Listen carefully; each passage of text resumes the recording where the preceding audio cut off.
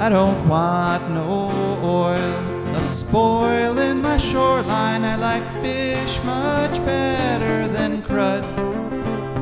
I like birds and things, a creeping and crawling. Won't trade no more oil for blood. The sun done give us all we need to make this country run. But that black demon oil's got us fussing and fighting, and I do believe it's time we was done. I don't want them nukes run by them kooks who think radioactivity is fun. No more three-headed frogs or kids with leukemia. Nuclear power ain't fit for a dog. The sun done give us all we need to make this country run. But that nuclear power's got us fussing and fighting, and I do believe it's time we was done. No nukes! Good morning, Toledo, and good afternoon, Columbus, and hello to those of you on the internet, wherever and whenever you are. My name is Joe DeMare, and I'm here with my incredible co-host, Rebecca Wood. Yes. I should point out that, these are not product endorsements. These various containers I have, they do not contain the things that it says on the label, if you can see the label.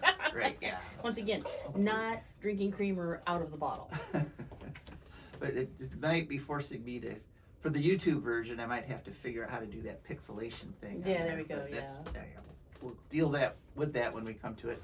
And speaking of the YouTube version, those of you watching might notice that I'm sporting a rare beard here on the show because I just got off of a deserted island I spent a week out there primitive camping. And we're going to talk about that in a minute. And then we're also going to hear, so we're going to talk about that, and hopefully we'll get some of your calls at 877-909-1007. That's 877-909-1007. And what I'm hoping people call in today about is where is or what is your go-to nature experience? You know, for me, going out to this island in Lake Michigan, it's called Garden Island. I've been doing that for going on 40 years now, and it's it feels as much like home as my house does, if not more, because I've been going out to this island even longer, and I have, I know the individual trees that I've been watching grow for 40 years. And I think a lot of people have a place like that, and I think it's a healthy thing in the human psyche if you've got a place like that. So I'm asking people to call in and tell us about your nature spot at 877-909-1007. And so after we chat about that, then we'll hear from our wonderful advertisers and patrons. And then Rebecca is going to be talking to us about a topic which she has done extensive research on. And what is that topic, Rebecca? Cormorants. Cormorants, yes. And should Michigan be shooting them? Right, because that is something that happened during my week out there on the island. I'll talk about that in a little bit.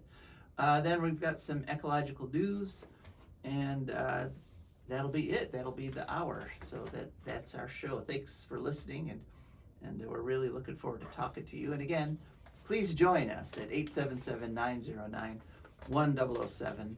Because while I was out there on that deserted island for a week with a couple other people, I wasn't there alone, but very limited data access. I was able to send some text messages, but the cell phone signal was in and out, and I wasn't able to set up an interview. So it's just us folks this week. It's just us talking, and here on For a Green Future, and talking about ecology and environment, talking about it in the ways that it affects you and your wealth, your health, your happiness, and actually talking about the wealth part. Some of the stuff I'm going to be talking about in the Eco News segment could literally get you thousands of dollars next year. So it's very direct, cash in your pocket kind of a thing. while you're pursuing ecologically responsible things. So it's sort of a win-win situation there. All right, but this island out there in Lake Michigan, Garden Island, it's part of what's called the Beaver Island Archipelago, which is a whole bunch of islands out there that includes things like islands with names like Hog Island and Women's Island. And what it is the main island, the biggest island, is Beaver, and there's a ferry to Beaver, so it runs several times a day. And it's west of the whole Mackinac Island thing. It's west of the Straits of Mackinac and the Mackinac Island Bridge. And you know, a lot of people don't even know about the Beaver Island Archipelago. It's a very interesting area historically. Beaver Island is mostly settled by Irish families who kind of came and made a little Ireland, and sort of literally did that because they, for a while, actually seceded from the Union or from the United States of America and declared themselves an independent country. Wow. With a king. A king. Yes, a king. And unfortunately, that king kind of came to a bad end. It's kind of a dramatic story that maybe I'll tell it later. But there's still a very strong independent streak with the Beaver Islanders. They still don't quite, you know, it's not like they quite accept the whole U.S. of A. kind of a thing. So where are they, like up off the UP or where? Yeah. Well, that figures then. It's between the UP. I heard about those Upper Peninsula folks. Yeah. They have a reputation. Yeah, it's between the UP and the mainland. Okay. So, in fact, on Garden Island, which is just north of Beaver Island, you go out to the camp where I'm at is on the north end of it, and you go out and you can just see the UP over the horizon. And a lot of Finns, a lot of people from Cornwall. Mm-hmm. And what's nice on that, you know, you're looking out over Lake Michigan, and 40 years ago, there was literally only one human light that you could see blinking, you know, but now there's like half a dozen or 8 or 9 different cell tower lights that you can actually see on the UP, which is kind of sad, but it's still an incredibly beautiful, incredibly remote area. And just saw, you know, it's just a wonderful week. It was quiet, and I saw eagles, I saw falcons, and on my last day there, this huge crane flew like right over my head, and it's kind of disconcerting because that's a bird that's like about 5 feet long, and it's kind of like almost like a person. Very big. It's yeah. flying over you, you know, when they're stretched out to their full length of their. Me and Koga had that happen at Cullen Park one time. Oh, really? Yeah. Yeah, but it's very quiet. He did not even notice. Yeah. He was busy smelling things. Well, yeah. Well, mostly dead fish. He rolled in every dead fish. Like, seriously, he stank like dead fish for a month after that. It was bad. So maybe the dead fish had something to do with the crane being there. Maybe they were. Maybe. I don't know, but they don't like the dead stuff. They're probably looking for the live version around there. I assume that like they washed up during a storm or something is why there's so many dead fish. Yeah, there were a fair number of dead fish on the beach this year, but they had been dead for a long time, and they were past the. For those who don't know, Cullen Park has this long causeway that is just like a path on top of some rocks and dirt with a few trees that just goes. Oh gosh, it took me and my friend Tia one time like 2 hours to get out there because you're just like stepping over tree limbs and boulders onto a boulder which you're gonna twist your ankle on for the whole way and trying to avoid dead fish. And turns out that actually used to be the base of an old roller coaster. I always wondered because it didn't look natural. It's like this spit of dirt that's like 5 feet across going way the heck out into the bay. You know, I was like, what? How would that happen in the natural? It didn't. So it was a roller coaster. So Cullen Park here in Toledo. Cullen. Oh. Yeah. And how do you get to that park? Where is it? You go up Summit Street almost to Point Place. Oh, okay. I think it's just like over the line to Point Place actually. Oh. After the golf course and stuff. I haven't been to that park. I'll have to check it out because the causeway has been foreshortened since the lake has been rising though. Well, the lake's rising is kind of an interesting thing because Lake Michigan has risen It's we've reported on this before that all the lakes are getting higher and are projected to get even higher Yep. in the coming years, thanks to global warming. Mm-hmm. But it's the level it had been going down. I started going there in the 80s, and it was like the shore kept getting further and further out, and it kept getting shallower and shallower. But now it's way back to where it was in the 80s when I first started going there. It might be even a little higher now. The people the South Bass Island live out there are telling me that like they don't. There used to be like sort of a nice little beach where you can go in the water, and now you're like climbing over these boulders with waves crashing over you because the shoreline has come up. Mm-hmm. Yeah, and one thing about Lake Michigan though is it's much wilder Mm-hmm. than Lake Erie. Lake Erie might only be a pretty good lake. Yeah, no, as opposed to an actual Great Lake. Yeah, this. It's okay, Lake Erie. I think you're great.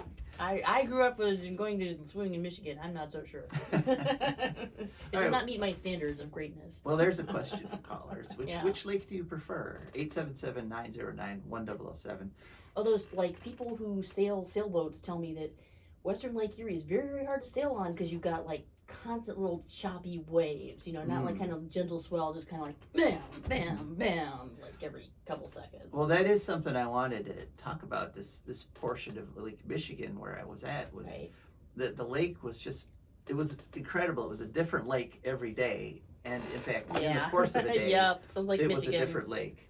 Because at some points there were waves about 4 feet high that were just crashing everywhere, and you could hear them, out in the camp, way back from the shoreline. You could still hear the constant roaring, and then some of the other days it was like incredibly calm, and like barely a ripple, and it was just it was wild, is what it was. It's not in the town where my parents lake. went to high school. You have to learn to swim and get certified in order to graduate from high school there.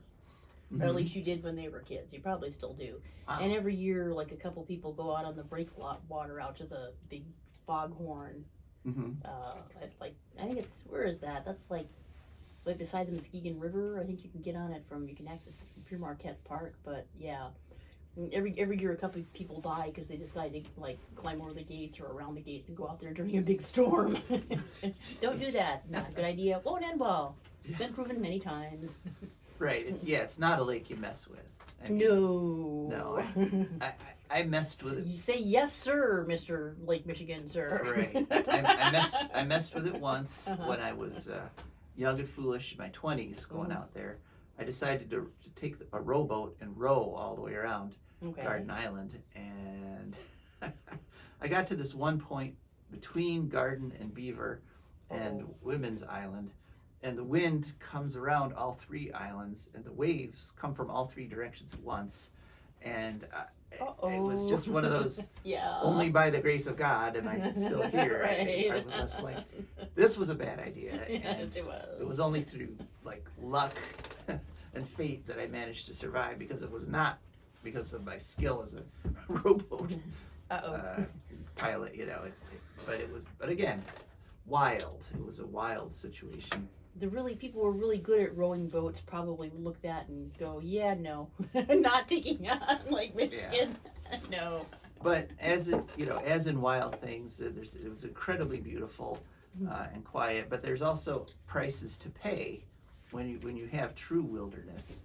And one of the things about Garden Island is that there are times of the year, there are certain weeks when there are literally millions upon millions of mosquitoes or biting flies. Yippers. And while we were there this week, they did the singing part. There's this point, the mosquitoes come out, they hatch, and they start the dancing, the mating, and they're out in the woods by the millions, and you can hear the sound, and you know that they're getting ready, but It's a little war dance and they're coming for you. right. But when you hear that, there's about 3 days Right. between that Okay. and the actual assault. Interesting. So I literally coming off Saturday, I literally just got off the island in time because I have been there where, you know, the mosquitoes are in the after party and now they're starving, they're ravenous. Right, yeah.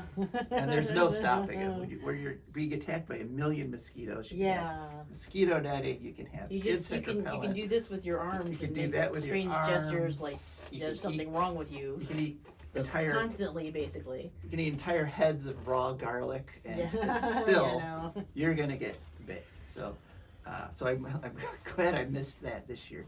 But again, if something is truly wild, you have to be willing to accept those weeks. You know, it's only 1 week out of the entire summer, and not going to be comfy. And the idea of controlling that, and you know, like putting out so much pesticides in the environment that you don't get that week of clouds of mosquitoes means you also don't get the incredible diversity of birds and animals and insects that you do get in a wild thing. One of the cutest or coolest things being on that island for a week is that there's hundreds of different kinds of insects. You know, there's a bug everywhere, and a lot of them are bugs that you don't see anywhere else, like wasps with really bizarre construction to their bodies. And you put something down for 10 minutes and a spider will make a web in it. Wow. You know, it's you know, thousands of insects of all different sorts. And the reason that we have all the different birds and all the other different critters is because they've got that base of biomass. You know, there's bugs to eat.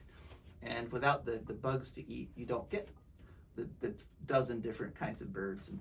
And so, you know, we Americans have this idea that we have to control everything, and it's like there's a cloud of mosquitoes. Well, you go buy a fogger and you kill everything in the vicinity. And I've been seeing this ad for this people who have a light-based vacuum mosquito catcher thing, and they have this like glass bucket full of, you know, tens of thousands of mosquitoes that they killed over a weekend. And I'm thinking, okay, that's like 5 bluebirds that you've just eliminated because now you took away their food source. And true, yeah. And you know, we have to get over that. We have to be willing to accept wildness in order to get, you know, the full beauty of an ecosystem. And this island used to be populated. There was a settlement there for a long time that was abandoned back in the 1930s. But the island has returned to its natural state, which also gives me hope, because over and over again we discover that once we stop actively repressing the natural world, then we actually end up with a healthy environment again. It comes back, and we see that over and over again. And so be willing to accept a few mosquitoes if you like things like bluebirds and other birds. Let's see. One of the other cool things that happens on this island is you get mirages. You get to see over the horizon. Ooh, yeah. Nice. At one point, we were able to see all the way to the Straits of Mackinac. Cool. Because the air temperature differences over the lake refract the sunlight, and you get to see much further than the usual horizon. It is wild, and there's tankers going by that are taking iron ore from the UP out to the Atlantic and out to get, exported. And those are, big, slow ships. But one time there was one of these mirages where I was able to actually see the guys on the deck, because normally those ships are tiny and on the horizon. But it's just a wild thing. I've seen the Northern Lights there. I've seen incredible Northern Light shows. That's one of the things that you like to do at the Muskegon Breakwater when it's not storming like crazy. Is just walk out to the very end and sit there watching all the boats come out of the sport boats come out of Muskegon Harbor. Mm-hmm. Yeah, and so all I'm hoping to do with talking about this past week, one is to just explain why I'm so tired, because it was it was an incredible experience, as it always is. But two, just to sort of inspire people. If you haven't got that in your life somewhere, somehow, you should get it. Because I think it's really built into our psyche. And one other thing about this particular group that I wanted to talk about, it's called Midiskittigan Drum is the group, and we have that camp out there on Lake Michigan. And the camp is set up with like we have lodges. They're called lodges, which are sort of a pseudo Native American thing in that we build the frames the way that traditional Anishinaabe lodge frames were built, but then we put clear plastic tarps over the wooden frames, which we're going to have to change that now that we know how horrible plastic is. Yeah. But there's got to be a way that like people, I don't know if you are dedicated enough to learn to actually weave a thatch roof or something. You know? yeah, that's the kind of things, it can be done, but I think it takes practice. It does take practice and a lot more time. Yeah, or like waterproof canvas or something. But we're gonna have to do that. But, right. But the point I wanted to make was that so we've got these lodges scattered about, down the trails, and then there's a central cooking area, and then there's the beach, of course, and then for the facilities, because there's no flush toilets on a deserted island like that, you have to go off like further than the lodges, off into the woods with a little, you make a little trail, and there's techniques for doing it so that it doesn't ruin the environment. Right. And you have to learn those, but the thing is that I realize when you spend an entire week in that environment, you realize this is actually how we're designed to live. Right. We're designed to live in villages where you got like a central cooking area and then a living area, and then this food, you go over here for food and you go over here for water, and that kind of environment where you have to get, like I was getting 20,000 steps a day just living. Yeah. Because if you're hungry, you walk from your lodge to the food area, and then if you're thirsty, you got to walk over to the water area. And we're not designed to live in the little boxes that we live in. This whole thing where you live your entire life inside a little tiny house it's alien to the human experience for most of our million or so years as Homo sapiens. On the other hand, I'm pretty sure I should be dead by now, by Homo sapien standards. Well, yeah, I know. I would have been taken out back in my 20s by appendicitis. I'm not arguing against civilization. Right. It's just good to experience something else sometimes. It's very eye-opening, and it also helps you realize which of our things are luxuries and which of our things are necessities. Because you got to cook, so you got to chop wood and build a fire and cook over that, and you have to earn your living basically when you're out in that wilderness environment. But I was out there for the past week and I loved it, but I had to get back and talk to you folks because I love this show too. I love being able to do For a Green Future. So that's it. That's my whole experience. That's where I've been this past week, in case anyone was wondering. On my Facebook post, on last Saturday when I left, I said going to a deserted island, no Facebook, and it was great. So something else that's great are our advertisers and patrons. Yay. On For a Green Future. For a Green Future is brought to you by the Wood County Park District. The Wood County Park District is a natural resources conservation agency. They protect natural spaces, maintain quality green spaces, provide engaging programming, and they teach people to love and respect nature. They restore wildlife habitats, and they lead people on outdoor adventures. Wood County Parks protects natural spaces in Wood County for all to enjoy, from 8 a.m. to 30 minutes past sunset every single day of the year, even leap years. So, their phone number is, if you want to get a hold of them, 419-353-1897. And a good way to find out what they're doing is go to their website, which is wcparks.org. You can also go and download their app from the App Store. Just search for WC Parks at any app store. And of course, they're on all the social media, Facebook, Instagram, and so forth and so on. That's the Wood County Park District.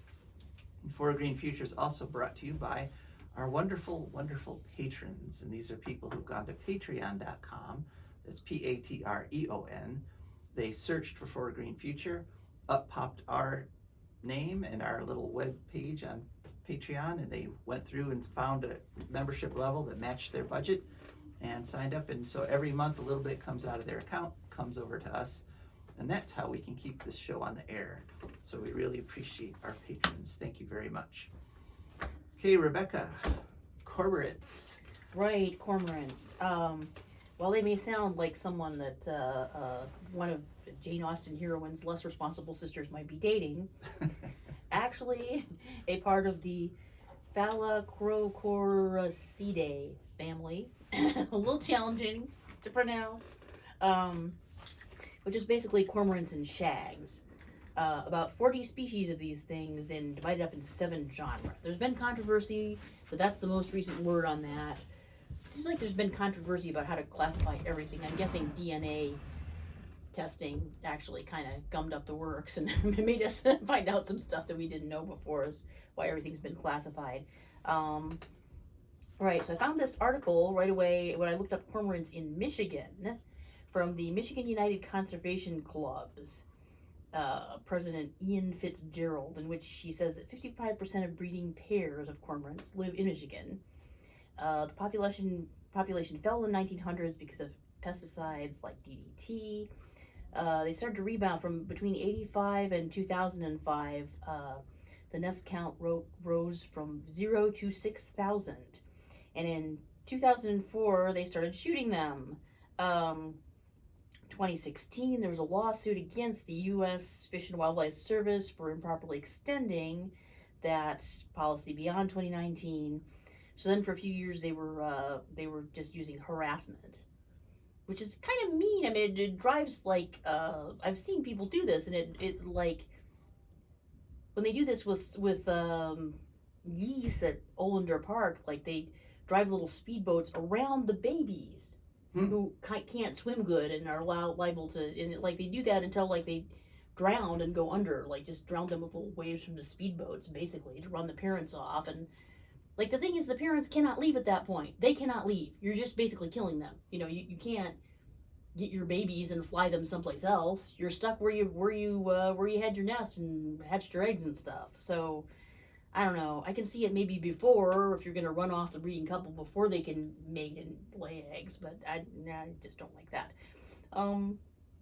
Yeah, so that's fairly mean in and of itself. And then they ruled in February that the states can apply for lethal control permits. So that's why that was all that noise happening when... Oh, I didn't mention the noise. Oh, yeah, you did in the... Yeah, Joe was hearing a lot of gunfire. And... Oh, yeah, I'll say one of the things that happened was on Tuesday, we started hearing just gunfire. We just heard like a constant. It started about 1 in the afternoon, kept going until dark. It was just constant shotguns and small guns, and it almost sounded like fireworks. And we were wondering if there was another insurrection going on Beaver Island. Right, if they were trying an odd place for one. trying to secede again. But what they were doing was there was another smaller island that had a cormorant colony, and they the DNR went out there with boats and guns and spent the afternoon. Department of Natural Resources, right? Right. In Michigan, and they spent the afternoon killing as many cormorants as they could. And from this, the gunfire sounded very enthusiastic. It sounded like they were having a great time. But they killed over 700 birds in that one afternoon. And, you know, on Thursday, a dead cormorant washed up on our beach. And we were like, we thought it might be the avian flu because we've reported on that before. Right. There's some avian flu in Lake Michigan, but no, it was most likely, you know. So yeah, what would that be? That would be aviicide, right? There you go. Yes. Right. Yeah, I looked it up, and the rationale for this is really just all at the behest of the sports fishing industry, which claims that the cormorants are eating all the fish. Their proof for this is basically that they eat a pound of fish a day, and they have scientific studies showing that the sports fishing industry contributes a lot to the Michigan economy. So that's kind of... I found a Michigan Echo article by Katriana Ray, of Capital News Service. Nick Green, again of the MUCC, which comes a lot in reference to cormorants. It comes up a lot. Cormorants in Michigan, that they are not invasive. So I looked up the MUCC. Right, because the excuse for doing this that's given to the public is that cormorants are an invasive species. But I was actually told by the Native American woman, Kiwe Dodokwe, who established this camp and created this organization, Biniskitigan Drum, that as a child she had been told by her elders that no, the cormorants were here first. Right, yeah. And that they weren't invasive. So according to their the MUCC website, they're the largest statewide conservation club. And as a member, why I should join is as a member, I can propose conservation policy resolutions that form the backbone of our efforts in Lansing. Also, I can set the direction for hunting, fishing, trapping, and conservation policy for Michigan. So very confident they are. Also, I should contribute to help us continue to defend your rights to hunt, fish, and trap in Michigan today. And also fight anti-hunting legislation in Lansing. These are, and then they have something about conservation. We cleaned up a beach somewhere. We put up some nesting boxes for some bird or other. But it's pretty clear that they are a hunting and fishing organization, which seems to have only a marginal interest in conservation, as far as I can tell. They cited a study showing that anglers spend $2.3 million annually in Michigan, and Michigan has the most sport fishing related jobs in the Great Lakes. Only 2.3 million or billion? I think it was million. I don't know. Oh, Is it okay. more than that? Well, because the Lake Erie fishery is like 11 billion, so Okay. or 7 billion. Excuse me, 7 billion. You would think Michigan would be more. I would so maybe think it is Michigan would billion be more, because yeah. people really like the Ohioans love to go to Michigan and do natural stuff. Yeah, Or that kill might be natural stuff. There might be a billion as opposed to a million. But. Right. They admit that they eat mostly alewives and gobies, or prey, like feeder fish, basically for the but then they say with no supporting evidence at all. But the sports industry fish, our fish will also be impacted. Yeah, but alewives and goby are invasive species. Exactly. Oh, so invasive. Yeah. Just I remember swimming in the beach at Muskegon as a kid, and really you'd just be swimming in a dead fish soup. There were so many dead alewives. It was really quite gruesome. Right. So if you see it in Michigan, it's more like the Midwest. It's more likely a double-crested cormorant. The other species in North America live on the coasts. I noticed there was no data included on how much sports fishermen fish, how many pounds they catch every year. That was because if something has gone wrong and there are less fish, which they didn't even cite any studies saying there are in fact less fish, but if something has gone wrong, do you blame the thing that's been going on for millions of years, the cormorants eating the fish? Or do you think, maybe it's the thing that changed recently that is what changed things, Right. Did the cormorants suddenly all develop eating disorders? Is that what's going on? They're just eating crazy amounts of fish and puking it. I don't know what changed that suddenly made them a threat when they've been coexisting with the fish for millennia.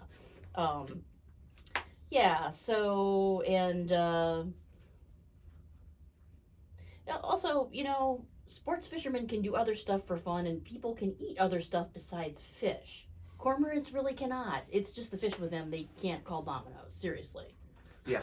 Right. So No grub hub out there on the islands. yeah, it appears to just, as far as I can tell, it's that policy has just been implemented because the sports fishermen pulled this idea out of its butt that they were a danger to fish. Nobody really knows if that's true or not. It probably is not. Well, the one good thing is that I still saw lots of cormorants after the massacre, so they did not wipe them out by any means. That's good. But it's just another example. It's like the APHIS program where humans think, we must know more than the actual environment. So we'll just slaughter lots of these birds, and because the gobies and the alewives are a big hassle in the lakes, and so if you have something natural, something native that eats the invasives, but perch and walleye might be impacted. No evidence. Yeah. We've decided we had a thought that they might be impacted, so that makes it true. I don't know. Well, thanks, Rebecca. You're welcome. Thanks for looking that up. I actually only asked her to do that yesterday on my way home from the And I from only the did it island. this morning. And so appreciate the great job on a short notice.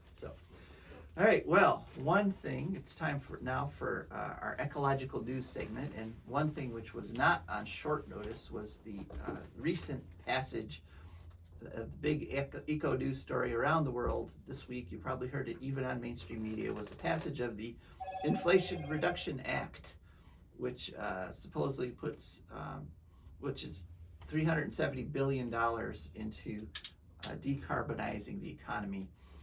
And it's a 725-page act, so there's still a lot of analysis going on because it, even though we were talking about doing this stuff for the entire Biden administration up to this point, the sudden announcement that, hey, we got it, it's done, let's sign it and get it passed, that was no time at all. So there really wasn't time to really kind of analyze what was in this thing. And there's hints that actually what the hidden stuff that's in here is actually really pretty bad.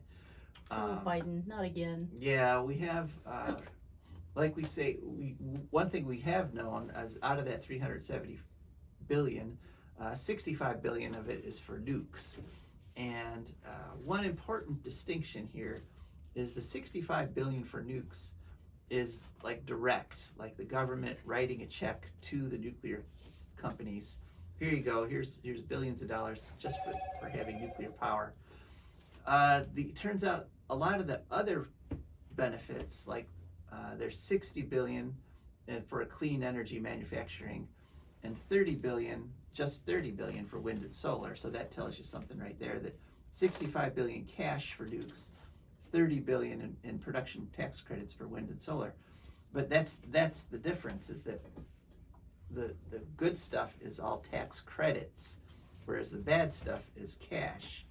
So a tax credit basically is when the government just says it just lops that much off your federal tax bill. And there's two kinds of tax credits. There's refundable and non-refundable. And what non-refundable tax credits do is they just take your tax bill to zero. And so, but a refundable tax credit is one that you can actually get money back from the government for having done that. If it takes your tax bill down below zero into negative numbers, then the government writes you a check for those negative numbers. And we're going to get more into that in a little bit. But 60 billion for clean energy manufacturing tax credits, that's nice. Only 30 billion for wind and solar. So all these people saying, how wonderful this is going to be for wind and solar. Well, what it really does is extends the solar tax credit, the production tax credit, which already exists. But it also puts many a question mark billions of dollars into carbon capture and sequestration, which we have said in the past, this is a scam.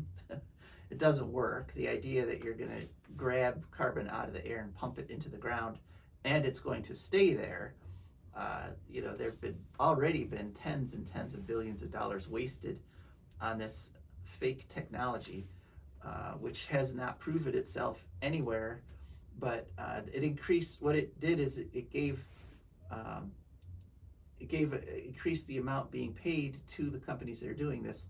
So if you are a carbon capture company, you get instead of $60 per metric ton, the government's going to give you $85 per metric ton of carbon that you capture, and it actually increases the amount to $60 per ton if you use CO2 to pump into an oil field to increase the amount of oil you get out of the oil field. You also get $60 per ton for that. And there's $5 billion, well, there's money for pipelines. All these carbon capture plans require huge pipelines to pipe the carbon from wherever it's generated over into the place you're going to pump it into the ground. And usually those places are used natural gas fields, places where you've taken out all the methane. And so now people want to pump carbon in. But the problem is that those places are full of holes because you've pumped up, you drilled those holes to pump the methane out. And so to pump pumping the carbon in, it might take 100 years, but it's going to say, oh, there's a hole here, and back up into the atmosphere. So all the holes are connected, is what you're basically saying. Yes. Like you would have to cap it. You remember what happened? Like, okay, there's the sound, the what is it? Centralia, Ohio. Mm-hmm. Do you remember that? They tried something like that. All started. This little town in Ohio. It had like it was surrounded by old coal mines, and it had old coal mines under it and all that stuff. And somebody every year they like to burn the dump to take it down some, to set it on fire. And yeah, that used to be a thing. Yeah. The problem with that was there were little holes connecting it to the coal mines. Oh. Mm-hmm. And I see where this is going. And then they kept like they were like, oh, holy crap, we set the coal mine on fire, and it's a giant fire, and they kept like saving money on fixing it, just kind of doing half measures. And there's no Centralia, Ohio anymore. It's like this spooky little place with like 2 houses that are still lived in and a bunch of abandoned ones, and toxic gases just kind of like randomly ooze up through cracks in the earth and float through downtown a lot. Yeah, I think that maybe that's Pennsylvania, not Is Ohio. It? Yeah. I think it's Ohio. There could have happened to 2 places, but the place I know where that happened was Pennsylvania. Well, maybe I'm getting confused with that other town that had the poison pen letters in Ohio. That was in Ohio. Oh, okay, yeah. So, but yeah, the basic concept is the same wherever it happened. Circleville or so, I forget. Yeah. So it's not as wonderful as they're making it out to be in the press. My point being that you have a hole, it can be connected to other holes.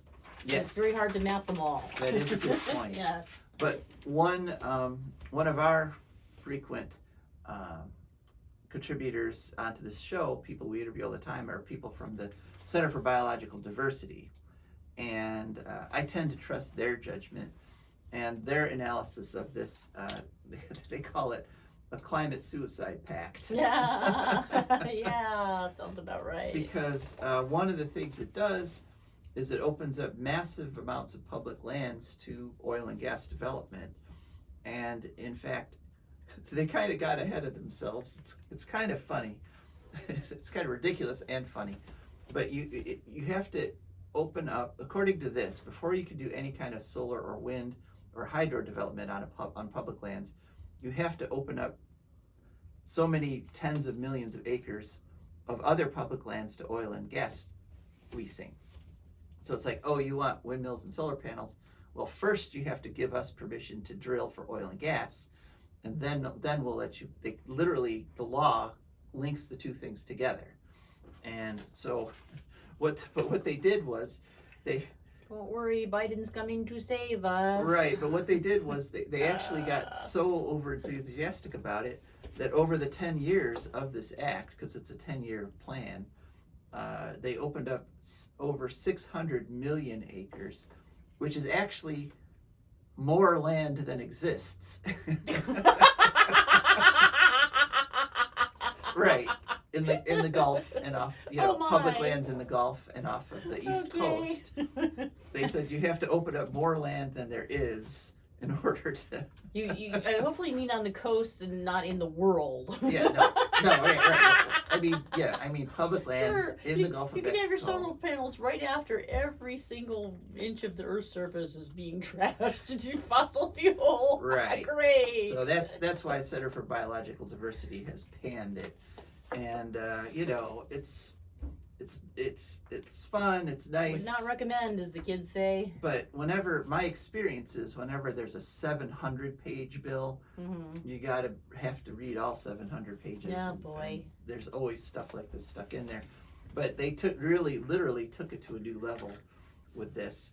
And also, it's allowing this carbon sequestration, as I said, requires tons of pipelines. And as we know, like with the Nexus pipeline that they put through Ohio, whenever you have a pipeline, you cut down tens of thousands of acres, sometimes millions of acres of forest, of trees to put the pipeline through. So what you're doing is you're cutting down the natural carbon absorption in order to facilitate this unnatural carbon sequestration. which actually doesn't always break even on the carbon. We have no evidence to think it's going to work. In fact, the evidence is pointing the it away. evidence is it's decades of failure, and so when you sequester the carbon, it takes energy to suck it out of the air, and that energy mostly comes from burning carbon fuel. So so it looks good, it feels nice, but one part that is good, and this is the part I mentioned at the start of the show, it will give individuals, it will give you, homeowners, people who have property, you may get tax credits. Now these are the non-refundable tax credits, so the best you can do is take your tax down to zero. But if you install heat pumps, geothermal heating, if you buy an electric car, if you replace your dirty, your leaky windows with efficient windows, if you replace your inefficient furnace with an efficient furnace, you can get tons of money, basically taken off your taxes. With EVs, what this does is it increases the possible tax credit to 30% of the cost of doing the repair or doing the improvement. So that could be a significant factor. And so 2023 is the year to start doing this. And what it does is it gives you a $1,200 annual limit. So if you plan out the next 5 years and replace the furnace 1 year, replace the windows the next, you can take $1,200 off your taxes. Cool. Each year, up for the 10 years. And for cars, you can actually get $2,000 off. Very nice. So it's time. If you're somebody who has a house, has a property, and you've been thinking, I should get the new windows, or I should get a better furnace, start planning now and do it in 2023, because Indeed. that is one very good thing in there, that you get tax credits for all that stuff. So we're going to be talking more about this as more information comes in about what actually happened. But some of there's some good stuff, but if you add up the good stuff or the bad stuff, it's just about even, really, because you're encouraging fossil fuel production, at the same time that you're trying to put up $30 billion worth, which you don't feel like 30 billion is just sort of a drop in the bucket, but that's 30 billion out of 375 billion. So it's like only 10% of this, less than 10% of this, is going to what people actually want, which is a decarbonized electrical grid. So, but it is something, and it will help for people to get geothermal heating and get their windows replaced and buying electric cars. One good argument I did hear about this, which does ring true for me, is the idea that this will bring down gas prices, because the more people switch to electric cars, the less demand there is for gasoline. And we actually saw this worldwide in the current gasoline crisis, where the countries that had the most electric cars had the least increase in gas prices. And it was calculated that having electric cars globally shaved about 10% off the increase in gas prices. So we'd be even worse off without that. Yeah. This is the year. Start planning 2023. Get yourself an electric vehicle, and so forth. All right, on to other news. Big news in France: the Loire River has run dry. Oh, that's yes, bad. They are having a huge heat wave / drought there that we've reported on before.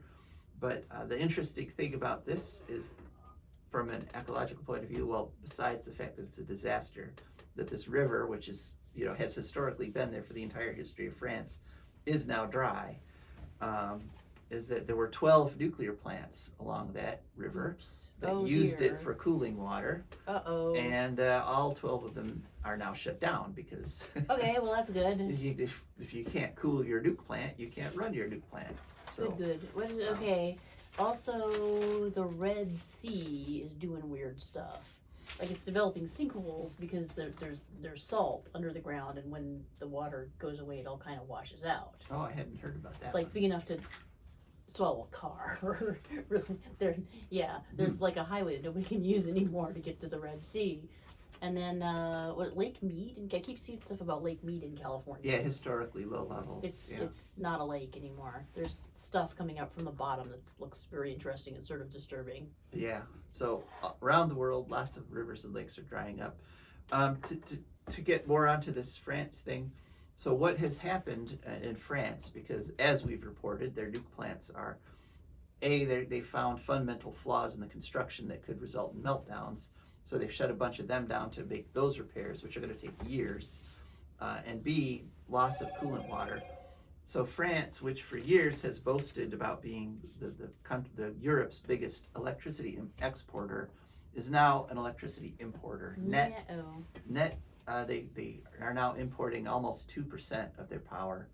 And what happens when you hitch your wagon to nuclear power, right? And interestingly, Germany, wonderful Germany, who has made a sane energy policy of shutting down their nukes and shutting down their coal and getting off of fossil fuels and nuclear fuels both, is now a net exporter. So Germany is now exporting 6.2% above what they use. So they're a net exporter of 6.2% electricity. And France has become a net importer, which I'm sorry, French people. Well, what I'll say is, je suis désolé, France. Votre policy d'électricité est bête, which means in French just means stupid. And it's I know, French don't like being called stupid. Harsh. But we environmentalists have been telling them this was going to happen. Way to go, Deutschland. For decades. On a related note. And good job, Germany. And for decades we've been saying the nukes are you can't run them indefinitely. You're going to have problems with them, and you're generating all this nuclear waste.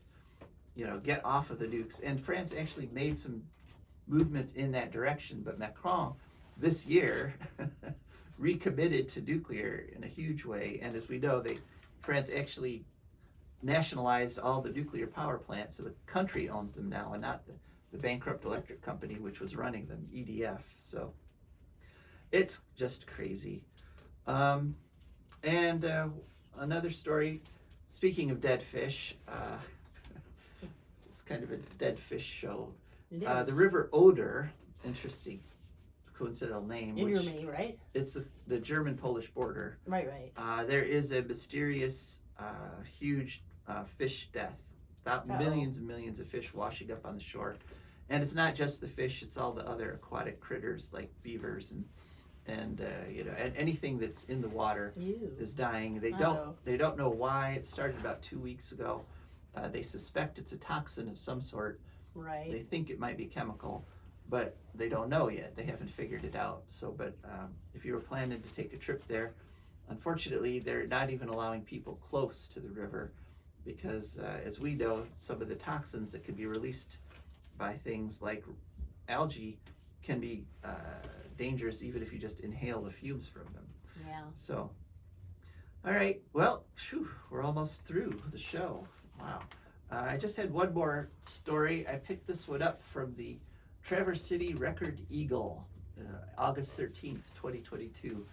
And it's titled Traverse City Light and Power Orders Climate Action Plan, which is a very nice article about they want to reduce their carbon emissions at the Traverse City Light and Power, which I thought was very interesting. They're looking ahead. And one other thing about this paper is all three of the stories on the front page. We got Doomed Dam. We're talking about a dam in Kalkaska County, and challenges facing beekeepers, which a lot of papers wouldn't think that was front page news, but I just thought it was interesting that up there. Where's that paper from? Traverse City, Michigan. Okay, Traverse City. That up there in Traverse City, they all three of the stories on the front page were environmentally related. I liked that. But one thing about this analysis that they're looking for is they want to look at three things. They want to look at demand reduction, and they want to look at electrification, in other words, switching over to things like electric cars, and demand response and waste reduction, which are all good things and they're all essential things. But what's missing is carbon-free generation. They're not looking at generation, which I find very interesting because Traverse City is literally one of the first municipal utilities in the country. About 30 years ago, they put up a utility scale wind turbine, which like made headlines because it was way back when the very first economically feasible wind turbines came out. And so they were like literally the leader in that in North America. And I'm surprised I don't see that in this article, that because it was a huge success, it made money, you know, and it proved that utility scale is practical in the United States. And so it's just interesting to me when they by focusing on demand reduction and demand reduction response, in other words, at high response, asking people to turn down their electricity use, it's kind of putting everything on the consumer, you know, and what we really need is to change the way we start, the way we generate power. Yeah. So, but it's good that they're looking ahead, and thank you all so much for looking ahead for a green future, because we're getting there, folks. We will get to the green future, and I think people like you who listen to this show are going to help us get there. So, and start planning to do your energy reduction stuff for next year, because there's tax credits to do it. So, yep. All right, well, thanks so much for listening, folks. This is Joe DeMare. And Rebecca Wood. And we are signing off.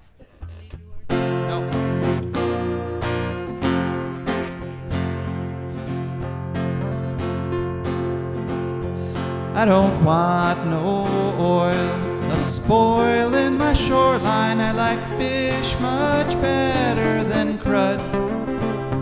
I like birds and things a-creeping and crawling. Won't trade no more oil for blood. The sun done give us all we need to make this country run. But that black demon oil's got us fussing and fighting, and I do believe it's time we was done. I don't want them nukes run by them kooks who think radioactivity is fun. No more three-headed frogs or kids with leukemia. Nuclear power ain't fit for a dog. The sun